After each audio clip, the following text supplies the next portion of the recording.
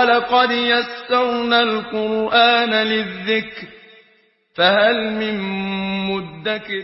بسم الله الرحمن الرحيم. الحمد لله والصلاة والسلام على أشرف الأنبياء والمرسلين Sayyidina Muhammad wa ala alihi wa sahbihi ajma'in. Our today's lesson is going to be, inshallah, on some of the provisions of blood. In the Holy Quran, in Surah Al-An'am, verse 145, Allah subhanahu wa ta'ala said, قُلْ لَا أَجِدُ فِي مَا أُوحِيَ إِلَيَّ مُحَرَّمًا عَلَى طَاعِمٍ يَطْعَمُهُ إِلَّا أَنْ يَكُونَ مَيْتَةً أَوْ دَمًا مَسْفُوحًا أَوْ لَحْمَ خِنْزِيرٍ فَإِنَّهُ رِجْسٌ أَوْ فِسْقًا أُحِلَّ لِغَيْرِ اللَّهِ بِهِ فَمَنِ اضْطُرَّ غَيْرَ بَاغٍ وَلَا عَادٍ فَإِنَّ رَبَّكَ غَفُورٌ رَحِيمٌ.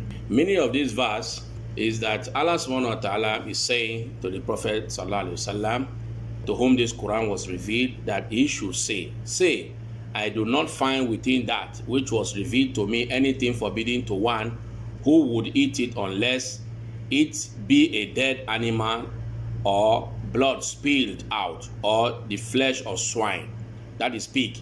For indeed it is impure, or it be that slaughtered in disobedience, dedicated to other than Allah, but whoever is forced by necessity, neither desiring it nor transgressing its limits, then indeed your Lord is forgiving and merciful. In this particular verse, Allah subhanahu wa ta'ala has stated the rule and the provision regarding blood, especially when the blood is a spilled out one. We are going to take two hadith in this lesson. The first one in the hadith of Asma bint Abi Bakr radiyallahu ta'ala anha, who said that the Prophet ﷺ said regarding the menstruation blood when it touches or affects the cloth. The Prophet ﷺ said, تَحُطُّهُ ثُمَّ تَقْرُصُهُ بِالْمَاءِ ثُمَّ تَنْضَحُهُ ثُمَّ تُصَلِّي فِيهِ. What should the person do when menstruation blood touches the cloth? He should scrape it with his hand or with his finger, then he rubs water on it and sprinkle enough water on it, and then the person can pray in it. This hadith was transmitted by Imam al-Bukhari and Imam Muslim in their two books, which are the most authentic books of hadith in Islam. The second hadith is the hadith of Abdullah ibn Umar, may Allah be pleased with him and his father, who reported the Prophet ﷺ as saying that the Prophet ﷺ as saying, أُحِلَّتْ لَنَا مَيْتَتَانِ وَدَمَانِ فَأَمَّا الْمَيْتَتَانِ فَالْجَرَادُ وَالْحُوتُ وَأَمَّا الدَّمَانِ فَالْكَبِدُ وَالطُّحَالُ. He is saying here that the Prophet ﷺ said that two types of dead animals and two types of bloods have been made lawful for us. Then he mentioned them. He said the two types of dead animals are locusts and fish or seafood, while the two types of bloods are the liver and the spleen. These hadiths were reported by Ahmad and Ibn Majah in their books. Locust here refers to a particular kind of grasshopper which is known and is destructive to vegetation. Farmers know it very well. They go in groups. While the al-hut is just a symbol of the seafood, fish, and the family of fish in general. So Prophet ﷺ is saying in this hadith that despite the fact that the verse in Surah Al-An'am has stated clearly that a spilled out blood is forbidden, which is damu masfu, there are two types of blood that are not forbidden, which we can eat. Then he mentioned the two types of blood, which are al-kabid wa tuhal, that is the liver, and the tuhal, which is the spleen. The spleen is very close to the stomach, it's inside the body, and it helps in filtering the blood.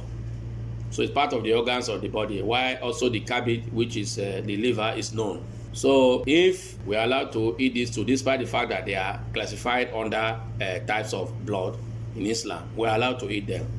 Whereas the two dead meat are the jarad, the locusts, when they die, we are allowed to eat them without slaughtering them. And similarly, when the fish or the seafood dies in the water, we are allowed to eat them. So these are exemptions from what the verse has stated, illa an yakuna maytatan aw daman masfuhan. So these are just exceptions from this particular verse. Explanation of these two hadith is that blood under the law of Sharia, Islamic law, is of different types. Some blood are classified as pure one, and the other type are classified as impure.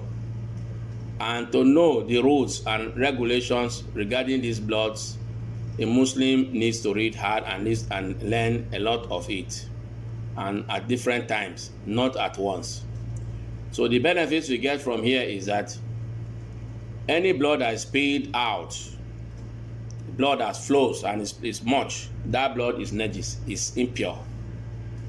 And what it refers to in this particular verse is that blood that comes out from an animal when the animal is slaughtered. So you allow the animal to release the blood. You don't pack the blood to eat, because that blood is unlawful, it's haram. You allow it to leave the animal, because the blood contains the disease and different things that are harmful to the body. So they go out through that particular blood. So that's why it is very good you allow the blood to come out and you leave it. But after the blood has stopped coming out of the animal, you are allowed to eat the meat, even if you see small blood inside the meat while cooking it also. That one becomes lawful.